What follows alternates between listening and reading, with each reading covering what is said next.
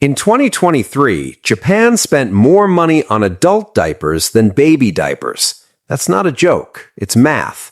And it's not just happening in Japan. Right now, across the world's wealthiest nations, something is breaking. Not all at once, not with headlines or panic, but quietly in spreadsheets and pension funds and government budgets that don't quite add up anymore. The system we built to take care of old people is running out of young people. And the people in charge have known this was coming for 30 years. They just didn't think it would arrive this fast. Let's start with a promise. In 1935, Franklin Roosevelt signed the Social Security Act into law. The deal was simple. You work, you pay into the system, and when you're too old to work, the system pays you back. It wasn't savings, it wasn't investment, it was a contract between generations. The young would pay for the old, and when the young got old, the next generation would pay for them. This wasn't unique to America. After World War II, nearly every wealthy country built some version of this system. France, Germany, the UK, Japan, Canada. They called it the social safety net, the welfare state, the post-war consensus. And for decades, it worked, because the math worked. In 1950, there were 16 workers for every retiree in the United States, 16 people paying in for every one person taking out. By 1960, that ratio dropped to 5 to 1. Today, it's less than 3 to 1.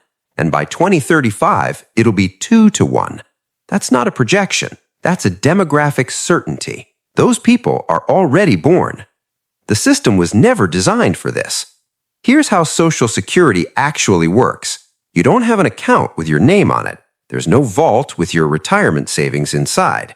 When you pay Social Security taxes, that money doesn't go into a fund that grows over time. It goes directly to current retirees, right now, today. This is called a pay-as-you-go system. The taxes collected from workers this year pay the benefits for retirees this year. And for a long time, that was fine, because there were way more workers than retirees. The system collected more than it paid out. The surplus went into something called the Social Security Trust Fund.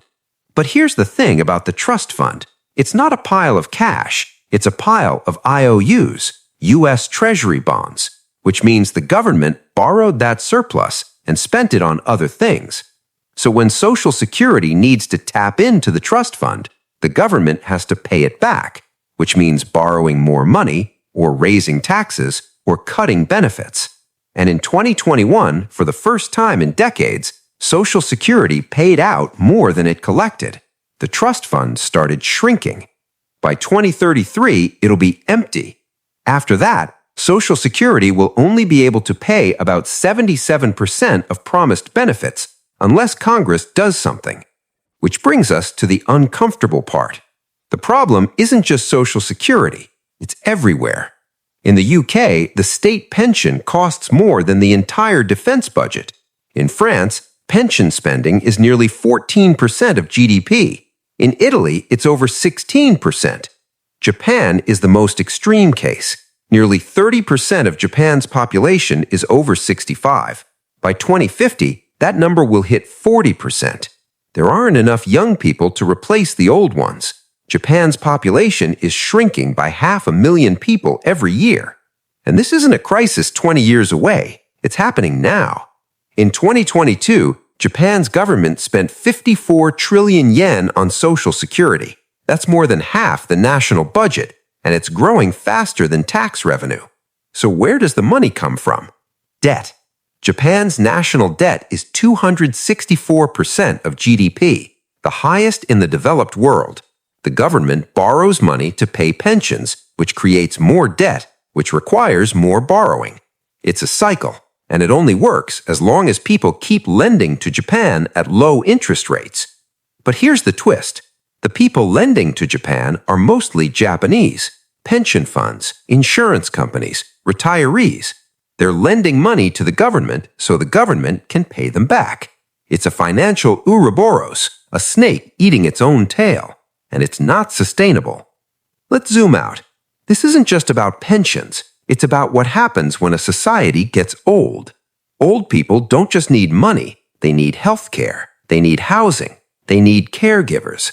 In the U.S., Medicare and Medicaid already cost more than Social Security, and healthcare costs are rising faster than inflation. By 2030, more than 20% of Americans will be over 65. That's 73 million people. Who's going to take care of them? Right now, there are about 4.1 million professional caregivers in the U.S., but demand is expected to grow by 34% over the next decade. The math doesn't work, and immigration isn't solving it. Not fast enough, not at the scale needed. Japan tried robots. They built machines to lift patients, remind them to take pills, even provide companionship. It didn't work because old people don't want robots. They want people. But there aren't enough people. So countries are trying different things. France is raising the retirement age from 62 to 64. Millions of people rioted in the streets. In China, the retirement age is still 60 for men and 50 for women. The government wants to raise it, but they're terrified of the backlash. Because here's the thing, raising the retirement age is political suicide, even when it's mathematically necessary. There's a deeper issue here. Democracies are really bad at solving long-term problems. Politicians get elected every few years. Their incentive is to make voters happy right now, not 30 years from now. And old people vote. In the U.S., people over 65 vote almost twice the rate of people under 30. So when a politician has to choose between cutting pensions or raising taxes on young people, the choice is obvious. Cut nothing, promise everything, push the problem down the road. This is why Social Security has barely changed since the 1980s. The last major reform happened in 1983. Ronald Reagan and Tip O'Neill made a deal. They raised the retirement age, they increased payroll taxes, they taxed some Social Security benefits for the first time. It was politically brutal, but it worked. It kept the system solvent for another 40 years. We're at the end of those 40 years, and nobody wants to make that deal again. Because the math is worse now. The cuts would be deeper, the tax increases would be bigger, and the generation getting squeezed, Millennials and Gen Z, they're already convinced they'll never see a dime of Social Security anyway. A 2023 poll found that more young Americans believe in UFOs than believe Social Security will be there when they retire. That's not apathy, that's loss of faith in the system. Now let's talk about what happens when multiple countries hit this wall at the same time. Because this isn't just a US problem or a Japan problem. It's happening in South Korea, Taiwan, Germany, Italy, Spain, Canada. All of them have aging populations. All of them have underfunded pension systems. And all of them are competing for the same solution: immigration. Young workers, taxpayers, people to fill the gap. But here's the problem. The countries that have young people, places like Nigeria, India, Pakistan, they're going to need those young people too. Africa's population is expected to double by 2050. That's 1 billion more people. Those people will drive growth in their own countries. They won't all migrate to Germany or Japan to pay for pensions. So rich countries are in a bidding war for talent, for workers, for young people willing to move. And that bidding war drives up costs, housing, wages, social services, which makes the fiscal problem worse. Meanwhile, countries that can't attract immigrants are stuck. Japan's population is projected to fall from 125 million today to under 90 million by 2070. Fewer workers, fewer taxpayers, same number of promises. The math doesn't just break, it implodes. Here's what makes this scary. It's not a crash, it's a slow squeeze. Pensions get trimmed, benefits get means tested, retirement ages creep up, healthcare gets rationed, not explicitly, but waiting lists grow, services shrink. Taxes go up, not all at once, a percent here, a fee there. And young people start to realize they're paying for a system they'll never benefit from. In France, the pension reform riots weren't just about the policy. They were about a generation that felt lied to. You promised us retirement at 62. Now you're changing the rules. That same anger is building everywhere. In South Korea, young people call themselves the Sampo generation, the generation that's given up on three things: dating, marriage, and children, because they can't afford it. And when young people stop having kids, the demographic spiral gets worse. Fewer kids today means fewer workers in 30 years, which means even less money to pay for retirees. It's a doom loop. And the only way out is growth, economic growth, productivity growth, something that makes the pie bigger so there's more to go around. But growth is slowing. So what's the actual solution? There are only a few options. 1. Cut benefits. Pay retirees less. Raise the retirement age. Means test Social Security so rich people don't get it. Politically brutal, but mathematically sound. 2. Raise taxes. Make workers pay more. Expand the payroll tax cap. Tax wealth, not just income.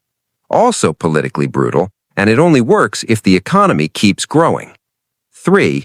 Print money. This is the option nobody wants to say out loud, but it's already happening. Japan has been doing it for years. The Bank of Japan buys government bonds to keep interest rates low and fund deficit spending. It's a quiet form of monetary financing, and so far it hasn't caused runaway inflation. But it's a tightrope. If inflation takes off, the whole thing collapses. The U.S. could do the same thing. The Federal Reserve could buy more Treasury bonds, keep rates low, let the government borrow forever. Modern monetary theory says this is fine. As long as inflation stays under control, deficits don't matter. But we've never tested this at scale, not in a country as big as the U.S., not for decades. And if it goes wrong, it goes really wrong. Here's the thing about retirement. It's not a natural concept. For most of human history, people worked until they couldn't. Then they relied on family, or they died. The idea that you could stop working at 65 and live another 20 or 30 years supported by the state, that's a modern invention. It only works if the population keeps growing, if the economy keeps growing, if young people keep paying into a system that promises to take care of them when they're old. But that bargain is breaking, not because anyone is evil, not because the system was designed to fail, but because the assumptions it was built on no longer hold. We're living longer, having fewer kids, and running out of workers to pay the bill. So the question isn't whether the system will change, it's how much pain we're willing to endure before we change it, and who we're willing to make pay.